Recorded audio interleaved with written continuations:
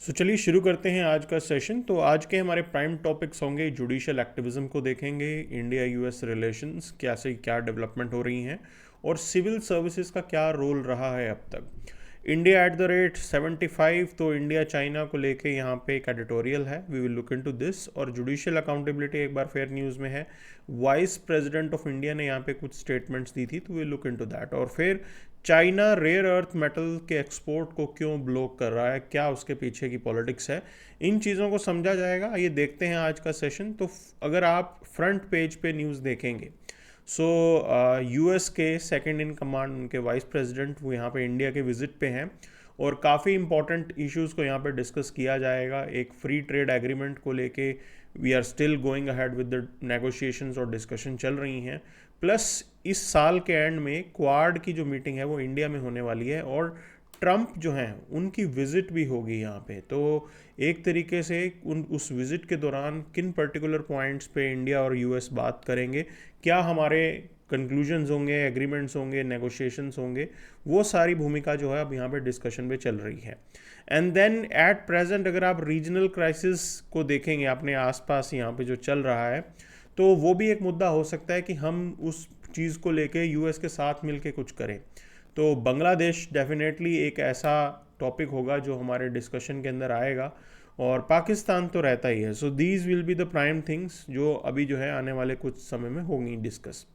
अब यहाँ पे इस पूरे आप स्टेटमेंट को देखिए और इस मेंस 2019 के क्वेश्चन को देखिए, जिसमें ये कहा गया what introduces friction into India US ties. और फिर एक स्टेटमेंट है कि Washington is still unable to find role for India in the global strategy, कि यूएस अभी भी जो है डिसाइड नहीं कर पाया कि इंडिया का क्या रोल है। उस चीज़ को ये बोला गया है कि भी इंडिया की नेशनल सेल्फ एस्टीम और एम्बिशन को भी सेटिस्फाई करे और यूएस की रिक्वायरमेंट को भी सेटिस्फाई करे। अब इंडिया का जो नेशनल सेल्फ एस्टीम और एम्बिशन जो है, उसके अंदर एक पॉइंट आपको समझनी है कि इंडियन फॉरेन पॉलिसी का एक इम्पॉर्टेंट जो पार्ट माना जाता है, that is strategic autonomy. Clear? तो हम स्ट्रेटेजिक ऑटोनॉमी के ऊपर कभी भी कॉम्प्रोमाइज़ नहीं करते हैं। ये ऐसी चीज़ है जो नॉन नेगोशिएबल होती है इंडिया के लिए। तो उसका एग्जांपल आप देखिए, we are still engaging with, you can say, Russia के साथ भी आप एंगेज कर रहे हैं, आप ईरान के साथ भी थोड़ा कम करते हैं, बट ईरान के साथ भी हम लोग एंगेज करते हैं। ठीक है, तो हम अपनी जो प्रायोरिटीज़ हैं उसको कहीं पे भी अंडरमाइन नहीं करते। ठीक, तो ये सब पॉइंट्स यहाँ पे आते हैं। अब फिर कह रहे हैं कि प्रॉब्लम्स क्या क्या आती हैं इंडिया यूएस टाइज के अंदर। तो आपको देखेंगे कि इंटेलेक्चुअल प्रॉपर्टी राइट्स का एक मुद्दा है जो अक्सर ये रहता है। एंड देन एग्रीकल्चर पे जो हम लोग सब्सिडी देते हैं, और प्लस यूएस को हम एग्रीकल्चर मार्केट जो है हमारी एग्री इकोनॉमी, उसके अंदर हम बाहर के किसी प्लेयर को आने नहीं देते। तो उसको लेके जो है अक्सर हमारी शिकायत रहती है डब्ल्यूटीओ के अंदर। ये सब पुरानी बातें हैं। अभी ट्रंप ने जो यहाँ से एट प्रेजेंट किया है वो तो मतलब इन सब चीज़ों के बहुत बियॉन्ड चला गया है। अब जैसे कि आप प्रोटेक्शनिज्म जो ट्रंप कर रहे हैं, तो वो कहीं ना कहीं इंडियन इंटरेस्ट के अगेंस्ट ही जा रहा है। ठीक है, तो ये पॉइंट है, ये एक फ्रिक्शन का पॉइंट हो गया आपके लिए। अच्छा, फिर चाइना को लेके, China is our neighbour, we have to live with this reality. आप चाइना को कहीं पे भगा नहीं सकते हो। ऐसा नहीं होगा कि यूएस के साथ आप अपने रिलेशन को इम्प्रूव करने के चक्कर में चाइना के साथ अपनी इक्वेशन डिटेरियोरेट कर लो। No, that is not going to work for us, वो हमारे लिए ठीक नहीं होगा। तो ये पॉइंट समझना है। ठीक है, अब बहुत से ऐसे इंसिडेंट्स पास्ट में हुए जिसमें US didn't care about Indian interest. तो उसका एक एग्जांपल है कि अफगानिस्तान से जो विड्रॉल था इनका, जैसे ये वहाँ से भाग के गए, इमीडिएटली एकदम से विड्रॉ कर लिया सिस्टम, और Afghan government was not visible anywhere. उस टाइम पे हम तो अफगान गवर्नमेंट को ही सपोर्ट कर रहे थे। सो that is another example that US didn't care about us. ठीक है, and there is also a problem here. Problem क्या है कि देखो, यूएस और चाइना के बीच में मान लीजिए कोई ट्रेड डील हो जाए। अभी ट्रंप सबके साथ ट्रेड डील कर रहे हैं, तो मान लीजिए कोई ट्रेड डील हो जाए, US will not care about our interest. US हमारे इंटरेस्ट की परवाह उतनी ज़्यादा नहीं करेगा। तो ये सारी चीज़ें हैं जो हमें ध्यान में रखनी है। तो सेल्फ रिलायंस जो है that is the you can say only solution that we have. We can not develop the dependencies. एक दूसरे के ऊपर आप डिपेंडेंसी जो है मतलब खासकर हम यूएस के ऊपर उतनी ज़्यादा नहीं डेवलप कर सकते। That is not going to be good for us. Clear? तो वो है मेजर पॉइंट जो यहाँ डिस्कस किया गया है। अब आप देखो ना, एक तरफ मोदी जी कहेंगे मेक इन इंडिया, ठीक, दूसरी तरफ ट्रंप इज गोइंग टू से मेक अमेरिका ग्रेट अगेन। तो वो दोनों ही अपने सेल्फ इंटरेस्ट के अकॉर्डिंग चलने वाले हैं, वो भी अपने सेल्फ इंटरेस्ट के अकॉर्डिंग चलेंगे। So we will also carry out our business with that. Bengal violence, supreme court के अंदर एक डिबेट आई है कि क्या ऐसे में सुप्रीम कोर्ट कुछ इंटरवेंशन कर सकता है, because article 355 of our constitution वो ये कहता है कि duty of the union to protect every state against external aggression and internal disturbance. Okay, तो अब यहाँ पे बोला गया कि वेस्ट बंगाल के अंदर इंटरनल डिस्टर्बेंस चल रही है, तो सेंटर जो है कुछ काम करे, और ये काम ये सुप्रीम कोर्ट के ऊपर गया है कि ये आप इंस्ट्रक्ट करो सेंटर को कि आर्टिकल 355 के अंदर ये रिस्पॉन्सिबिलिटी है आपकी। ठीक, देखिए अगर ऐसा कुछ करती है सेंट्रल गवर्नमेंट ऐसी सिचुएशन के अंदर, स्टेट गवर्नमेंट ने अभी डिमांड ही नहीं की है, नॉर्मली क्या चला जाता है ना, हमें फेडरल स्पिरिट को रिस्पेक्ट देनी पड़ेगी। तो फेडरल स्पिरिट के अकॉर्डिंग जब आपकी स्टेट गवर्नमेंट रिक्वेस्ट करती है कि भाई हमारी मदद कीजिए, लॉ एंड ऑर्डर हाथ से बाहर चला गया है, in that case centre is going to help. उस केस के अंदर आर्टिकल 355 के अंडर सेंटर जो है मना नहीं करेगा और सेंट्रल फोर्सेस को वहाँ पे डिप्लॉय किया जाएगा। Now that is not the scenario here. West Bengal की सरकार ने मांगी ही नहीं है वो help.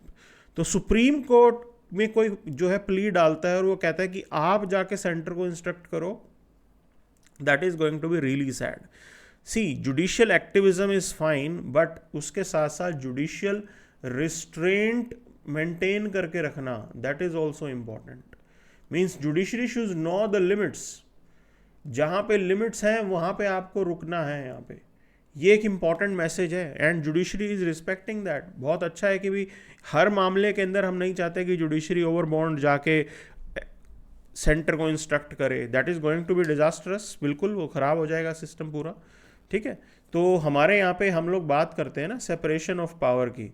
So that separation of power is a concept related to the basic structure. बिल्कुल वो हमारे केस में तो बेसिक स्ट्रक्चर का पार्ट है। तो ऐसे में जुडिशरी अपनी अलग एंटिटी है, वो अलग काम कर रही है, और ये काम तो पूरा एग्जीक्यूटिव का डिसीजन है कि कहाँ पे कैसे किस स्टेट को किस तरीके से मदद चाहिए कि नहीं चाहिए। State is not asking for it, why are we going overboard to help it out. तो ये एक समस्या है, मतलब इसको देखना पड़ेगा। अगर किसी भी सेंट्रल गवर्नमेंट ने बिना स्टेट की रिक्वायरमेंट के सेंट्रल फोर्सेज ज़बरदस्ती डिप्लॉय कर दी, वो डिजास्टर्स हो जाएगा फिर, that is not going to be great. तो वो तो सेंटर वर्सेस स्टेट हो जाएगा। Police is a state list subject. ठीक है, तो ये सारे सब्जेक्ट्स हैं, ये एस्पेक्ट्स हैं जो हमें यहाँ पे देखने हैं। तो जुडिशियल एक्टिविज्म ठीक है, हमें समझ में आता है कि अच्छी चीज़ है, बट विद द लिमिट्स। और ये मेंस 2014 का ही सवाल है यहाँ पे, तो कई बार इस पे आता है। तो हमें एक ये टर्म है कि जुडिशियल रिस्ट्रेंट रखना बहुत ज़रूरी है, और यहाँ पे भी कोर्ट ने वैसी स्टेटमेंट दी है। तो हमें ये जुडिशियल रिस्ट्रेंट के एग्जाम्पल्स भी हमें नोट डाउन करने होते हैं। मान लीजिए क्वेश्चन जुडिशियल रिस्ट्रेंट पे आया, तो you should be in a position to address that. So civil services should get credit for smooth transfer of power in India. Okay, so when we talk about executive, जब हम executive को देखते हैं तो आप उसको एक परमानेंट एग्जीक्यूटिव देखते हैं, ठीक है। दूसरी तरफ आप पॉलिटिकल एग्जीक्यूटिव देखते हैं, and this political executive is non permanent. Clear, ये हमें मालूम है। बट पॉलिटिकल एग्जीक्यूटिव जो है दे हेड द ऑर्गेनाइजेशन, जो मिनिस्ट्री होती है उसको ये लोग हेड करते हैं, मिनिस्टर्स वगैरह बनते हैं। परमानेंट के अंदर अगर हम बात करें, उसके अंदर सिविल सर्वेंट्स आते हैं। सिविल सर्वेंट्स एक फिक्स टाइम तक जो है उस जॉब उस पोजीशन पे रहेंगे, 60 साल की उम्र में रिटायरमेंट होती है। So as it's a permanent executive, it provides continuity. सरकारें बदलती रहती हैं, लेकिन हमारा जो सिस्टम है ना वो कभी रुकता नहीं है। वो परमानेंट जो कंटिन्यूटी है वो प्रोवाइड करती है हमारी सिविल सर्विसेज।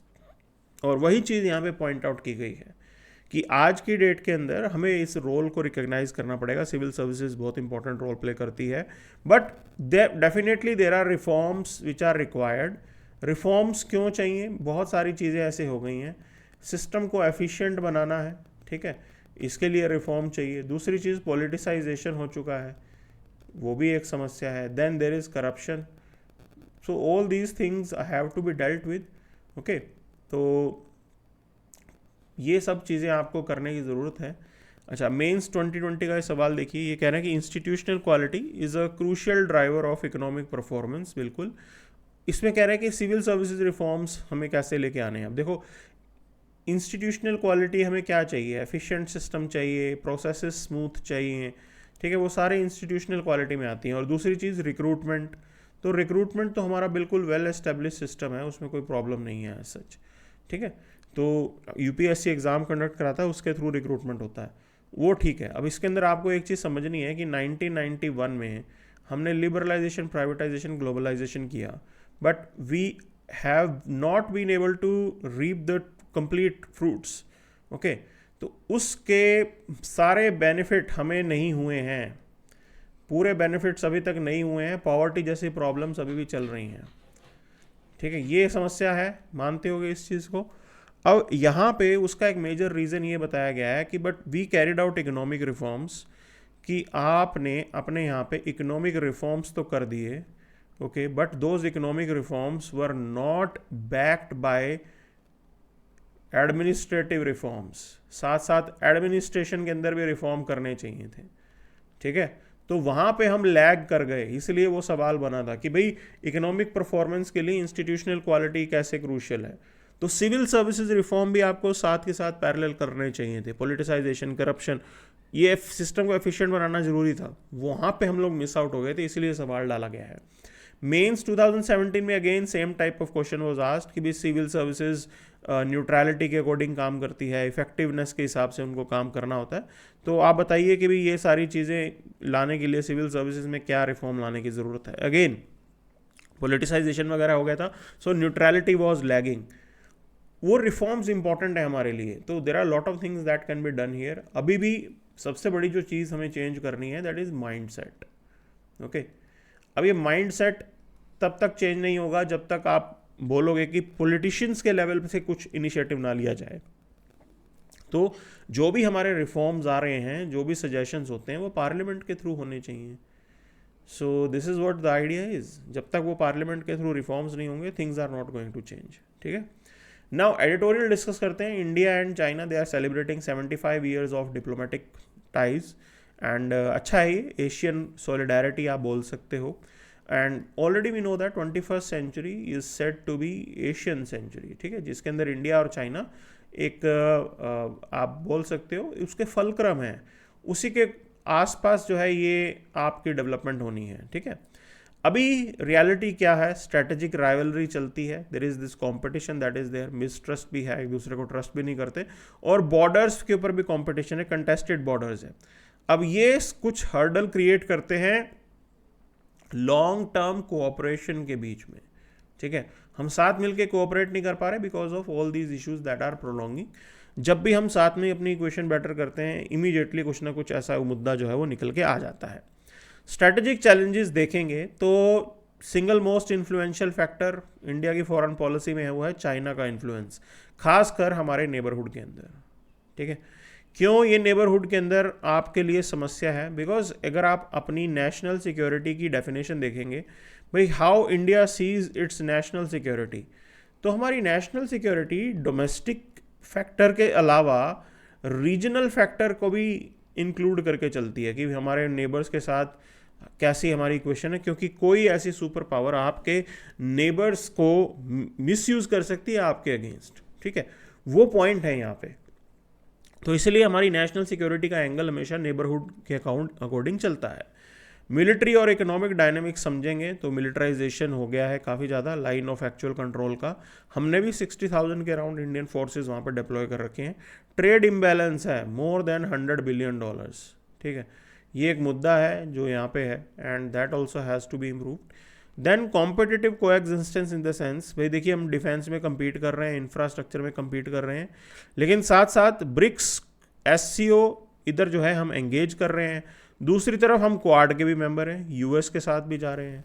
तो ये कॉम्पिटिटिव और एंगेजमेंट दोनों सारी चीज़ें सब चल रही हैं हमारे बीच में, ठीक है। और एक एस जयशंकर साहब ने एक बार स्टेटमेंट दी थी when he was the foreign secretary, he said that in case of China competition and cooperation will go hand in hand. उस समय तक गलवान नहीं हुआ था, तो उस समय उनकी स्टेटमेंट थी, लेकिन Galwan change everything, that was a watershed, clear.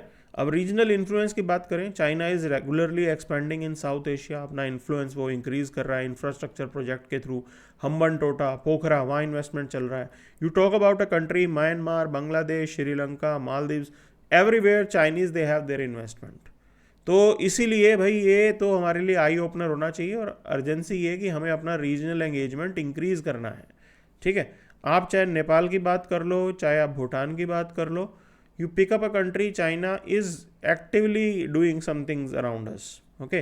तो वो सब तो हमें पता ही है कि स्ट्रिंग ऑफ पर्ल जो है ये कंसेप्ट है, चाइना वांट्स टू एनसर्कल अस, वो मुद्दा तो डेफिनेटली है यहाँ पे। डिप्लोमेसी और नैरेटिव की बात करें, so there is this influence of influencing regional narrative, need for proactive long term engagement beyond reactive diplomacy, ठीक है।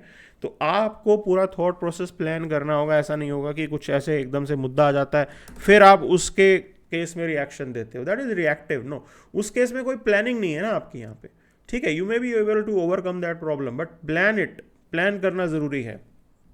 ग्लोबल कंटेक्स्ट में देखें तो yes, US factor is definitely going to be there. हम अगर यूएस के करीब जाते हैं, चाइनीज़ जो हैं वो इस चीज़ को पसंद नहीं करेंगे। दो चाइनीज़ थिंक टैंक हैं, they do see India as an ally of United States, okay. तो ये मुद्दा रहता है, they don't like to see us getting close to US, because they have कि भी यूएस जो है एशियन नेटो बना रहा है, एंड आइडिया उनको ये लगता है कि भाई यूएस जो है एशियन नेटो बना के चाइनीज़ इंटरेस्ट को सैबोटाज करेगा, रोकेगा। तो ये है, और इसीलिए हमारे लिए बैलेंस करना थोड़ा डिफिकल्ट हो जाता है, और that is how it is. भाई मोदी जी ने तो बोला है कि हेल्दी कंपटीशन और म्यूचुअल ग्रोथ पे चलो, वो लोग अपना चले, हम लोग अपना चलें, कंपटीशन तो होगा यहाँ पे, ठीक है। एंड रीसेंट डेवलपमेंट्स की बात करें तो हमने पेट्रोलिंग वगैरह दोबारा स्टार्ट कर दी है, we have started sharing hydrological data, वो सब हम रेगुलरली कर रहे हैं। There are some concerns, water security का मुद्दा है, चाइना वहाँ पे डैम बना रहा है, ठीक है, and that can create trouble for us, but ये सब चीज़ें हो जाएंगी when you have a conducive environment. ये डिस्ट्रस्ट के कारण हो रहा है, जब आपका ट्रस्ट एक तरीके से एस्टैब्लिश हो जाएगा, all these issues can be sorted out, clear. तो अभी आपको क्या क्या करना होगा, मिलिट्री रेडीनेस रखनी है, इकोनॉमिक डाइवर्सिफिकेशन कीजिए, डिप्लोमेटिक एंगेजमेंट कीजिए, नैरेटिव को कंट्रोल करो, और deterrence without provocation, that should be the mantra. भाई डर रहे, उनको ये रहे कि इंडिया के साथ पंगे लेने में उनको प्रॉब्लम होगी, ठीक है। स्ट्रैटेजिक जो कम्युनिकेशन है वो बहुत अच्छा होना चाहिए। ट्रेड विदाउट ओवर डिपेंडेंस, ठीक है, होने दो, $100 बिलियन का ट्रेड का डेफिसिट है, बट ठीक है, but we have to we are not suppose to be dependent on China, that should be the mantra, ठीक है। ट्रेड कीजिए बट डिपेंडेंसी डेवलप मत कीजिए, okay. So these are few things that one has to understand. चलिए, so vice president साहब ने कुछ बोला है जुडिशरी के बारे में कि जुडिशरी जो है ओवर द टॉप जा रही है, ठीक है, और जुडिशियल डोमिनेंस इंक्रीज हो रहा है। भाई हम समझते हैं कि जुडिशियल इंडिपेंडेंस होनी चाहिए, ठीक। तो इनका कहना है कि जुडिशियल इंडिपेंडेंस की जगह ये जो है जुडिशियल सुप्रीमेसी हो गया, और उस केस में सरदर्दी हो जाती है, वो चीज़ पॉइंट आउट की गई है। Now there is this lack of transparency in judicial issues, बिल्कुल ये हमें देखा है, कई ऐसे केसेस हुए हैं यहाँ पे, ठीक है। करप्शन भी है जुडिशरी के अंदर, we can not rule out that, वो भी एक मुद्दा यहाँ पे नज़र आता है। So these issues are there. Then there is question related to legality of procedure not defined by parliamentary law. तो कई ऐसे मुद्दे हो गए कि जुडिशियल लेजिस्लेशन हो गया है यहाँ पे, लॉ बनाना तो पार्लियामेंट का काम है ना, so that is one point here. Timelines of action देखिए, अभी आज की डेट में judiciary is prescribing timeline for president and governor, so they are not liking it. Then there is this writ of mandamus भी, अगर यहाँ पे नहीं मानेंगे गवर्नर साहब या आपके प्रेसिडेंट साहब, और उस पर्टिकुलर जो टाइम लिमिट मेंशन की है उसको ब्रीच कर देते हैं, उस केस के अंदर यहाँ पे मैंडामस की रिट इशू की जाएगी, ओके। जिससे डिले होगा, ठीक है, वो चीज़ यहाँ पे पॉइंट आउट हो रही है कि आप अगर कोई डिले होता है तो उस केस में मैंडेमस रिट इशू करोगे, जुडिशरी इंस्ट्रक्शन कर रही है किसको, आपके प्रेसिडेंट साहब को। Now that is something which is not, you can से अप्रिशिएटिव, वो अच्छे से उतना अप्रिशिएटिव नहीं होगा। जुडिशियल अकाउंटेबिलिटी लैग करती है, ठीक है, भी एग्जीक्यूटिव और लेजिस्लेचर तो बहुत अकाउंटेबल है, जुडिशरी के ऊपर there is no control because जजेस आर अपॉइंटिंग जजेस, एंड इसीलिए उन्होंने कहा कि भी इन चीज़ों को ठीक करने की ज़रूरत है। And then there is this reason pointed out कि आर्टिकल 142 की हेल्प से जुडिशरी, ठीक है, जुडिशियल एक्टिविज्म करे, कोई प्रॉब्लम नहीं है, ठीक है, उसमें कोई दिक्कत नहीं होती, but when it comes to judicial dominance, वो यहाँ पे प्रॉब्लम है कि भी जुडिशियल ओवर रीच नहीं होनी चाहिए कहीं पे भी, that judicial over reach is disastrous, वो चीज़ इन्होंने पॉइंट आउट की है यहाँ पे। So these are the things. अब देखिए यहाँ पे मेजर काम जुडिशरी का क्या है, to uphold constitution and governance principle. तो इसके अंदर एक चीज़ समझनी है कि अगर आपका लेजिस्लेचर एंड एग्जीक्यूटिव, ठीक, if they are doing their task, अगर वो अपना काम कर रहे हैं, जो भी उनकी ड्यूटीज़ है वो फुलफिल कर रहे हैं, तो जुडिशरी को नहीं आना पड़ेगा। प्रॉब्लम क्या होती है, they are not doing things in letter and spirit, वो ठीक तरीके से काम नहीं करते, इसलिए जुडिशरी को इंटरवीन करना पड़ता है। At the end of the day judiciary को जस्टिस देना है ना। सो सवाल यहाँ पे पार्लियामेंट्री वर्सेस जुडिशियल सोवरेनिटी का आ रहा है। तो यूके में पार्लियामेंट सोवरेनिटी आती है because they have unwritten constitution. US के अंदर जुडिशियल सुप्रीमेसी आती है with the constitution interpretation. India के कंटेक्स्ट में क्या है ना, सिंथेसिस चलता है बिल्कुल, भाई हमारे यहाँ पे पार्लियामेंट्री सोवरेनिटी भी चलेगी और जुडिशियल सुप्रीमेसी भी चलेगी, तो मिक्स सिस्टम है हमारे यहाँ पे, बिकॉज जुडिशियल रिव्यू की जो पावर है वो एग्जिस्ट करती है, and one has to understand that, बिल्कुल उसे मानना भी पड़ेगा, and judicial review is basic structure of our constitution, ठीक है। तो इसीलिए ये बैलेंस मेंटेन होता है इंडियन कंटेक्स्ट के अंदर। हम आउटराइटली ऐसे नहीं जाएंगे कि पार्लियामेंट जो चाहे वो करेगा, no, because we have a constitution and parliament और executive they have to abide by the constitution. कहीं पे वायलेशन होगा तो definitely judiciary is there. Now why did China block exports of rare earth elements? Okay, so यहाँ पे rare earth elements की बात करें तो वैसे तो ये 17 माने जाते हैं, ठीक है।